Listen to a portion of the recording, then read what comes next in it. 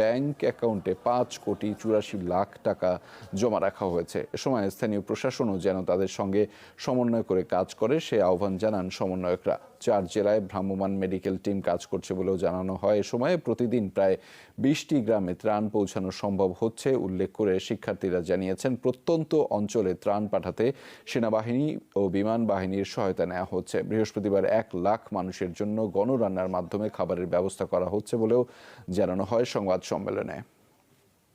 গত 22/8/2024 সাল থেকে 28/8/2024 রাত 9টা পর্যন্ত মোট সংগ্রহ 7,78,76,278 টাকা। এই সকল খরচে আমাদের মোট ব্যয় 71,20,444 টাকা। সোনালী ব্যাংক শাখা ঢাকা বিশ্ববিদ্যালয়ে যে অর্থটি জমা দিয়েছি সেটি হচ্ছে 5,84,17,147 টাকা। আমাদের গণরান্না কর্মসূচির অংশ হিসেবে 1 লাখ মানুষের জন্য এক বেলা খাবারের আমরা ব্যবস্থা করতে পারবো। আমরা সেই জন্য আগাচ্ছি।